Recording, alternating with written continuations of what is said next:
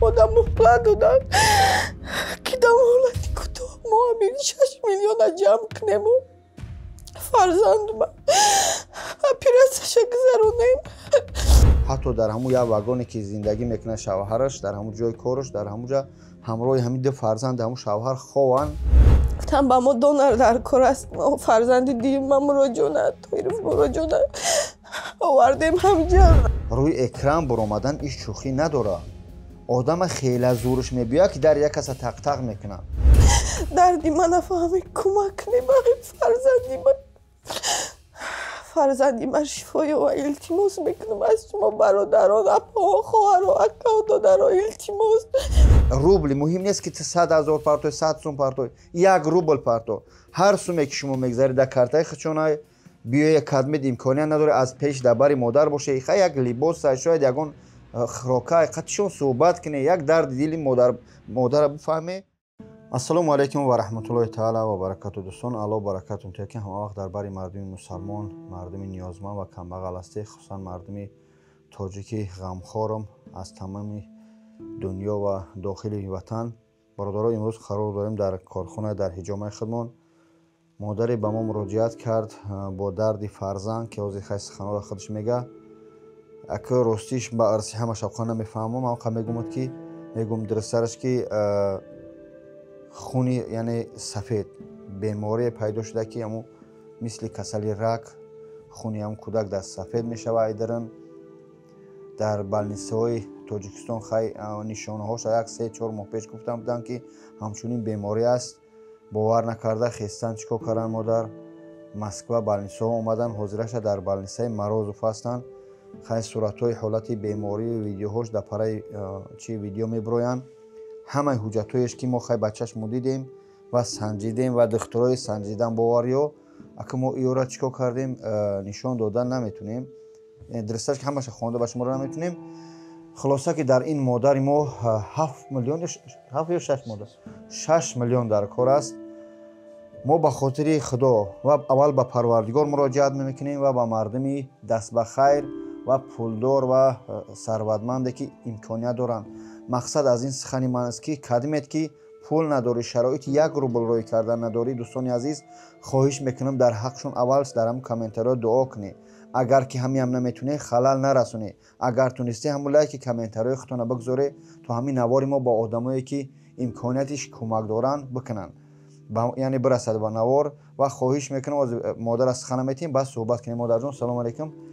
گپ زنی از کجای کی و چی هستی و این دو درجه چی بیماری است مراجعت به خلق هم طرف کامera مادر. سلام علیکم برادران. من از شهر ایسار هستم. رحیما شانوزه فرزندی من میبوشد طاهرف مرداد 14 ساله است. 1-3 ماه میشود بیمار است. بیماریش در تاجیکستان انیخ کردگی بدن. با راستی ما باور نکردیم بسیار مادر نخواستم دمی کسلش باور کردن. با ما آمدیم بلیسه مروزوس که راستی ما را قبول نکردن. این حالتش کمتر بد شد. ما را در تاجیکستان گفته بودن که وقتی سمالیات میشنه کسلارات کم میشه و این خونش پایان میشه و اجازت ندادن. راستی من گرفتم آوردمشان خون گذروندیم آوردم 10 روز برین ما بلنیسه اومدیم رفتیم ما را قبول نکردن. بعد ما چی کردیم مراجعت کردیم در همین مسکو گفتن 2 تا بیمارخونه است. هم بیمارخونه یکتاش دیرگچه و یکتاش بلنیسه مروزوفسکی. ما همجا رفتیم پلاتنی اما دخترش در دور اومدیم دختر دیدک خلاصه خیچه برو وردک. بعد یه انالیزش سپاریدن دید که حالتی فرزندم بد شده. بعد سکوری فایرات کردن سکوری زنگ زدن و ما با سکوری داخلی بلنیسه شدیم اینجا 6 روز باز در اونجا خواب کردیم.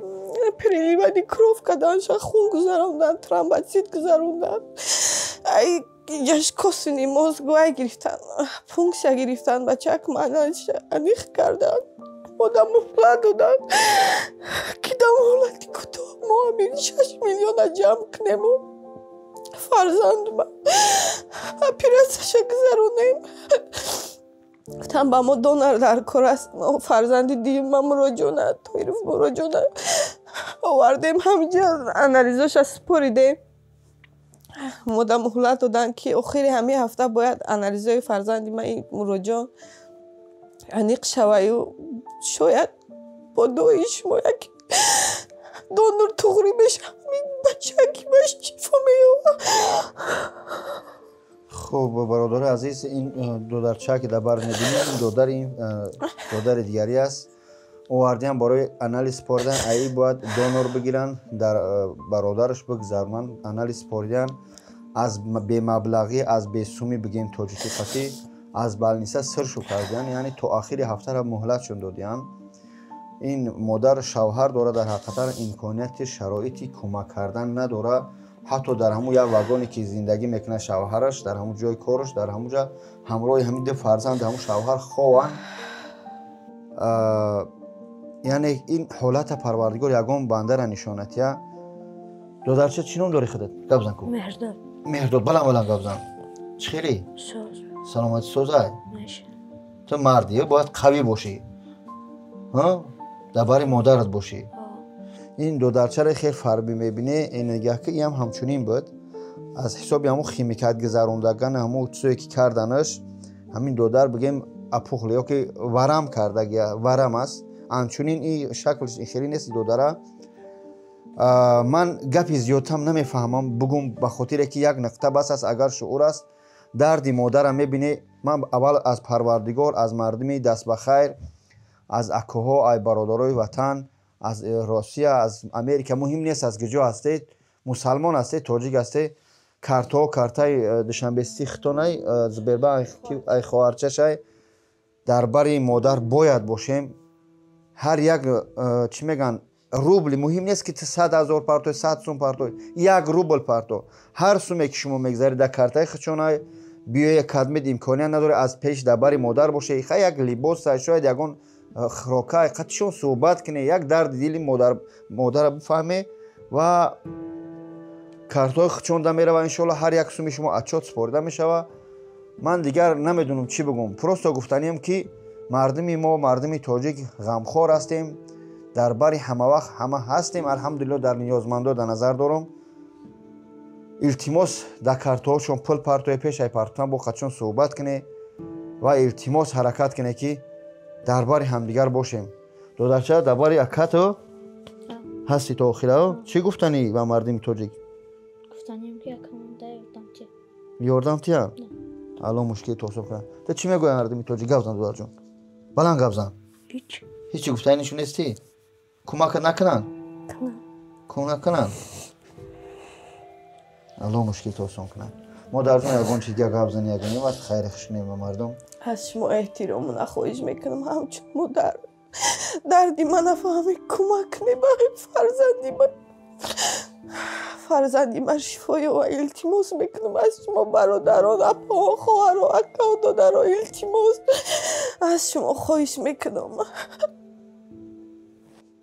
برادرها هر یک کدیم ما مادر و اپا داریم زن و فرزند داریم روی اکرام برآمدن ایش شوخی نداره. آدم خیلی زورش میبیا که در یک کس تق میکنه به هم خاطر التماس خواهش زارت میکنم که درباره مادر باشیم. از دست ما یک نوار کرده پرتافتن ای اوش ای پروردگار و اوش دستگیری شما است. این خدمت ما نیست این ما سبب میشیم بلاگرها سبب میشیم این خدمت شما میکنه مردم به خاطر خدا درباره مادر باشه زنگ زنه به درد مادر برسه. برادرها کارت‌های خچونم بازم تکرار میکنم دشنبستی اپا خچای کارتای زبربانک خواهر شای یعنی دیگه چی بگم این حجتاش کدمت که میفهمه بیا از نزدیک ببینه التماس کمکش کنه. الله مشکل همه ما رو آسان کنه و درد ای برادر در شفا بده و درباره کی باشه و پدر مادر گیره نکن دادر همش خوب میشه.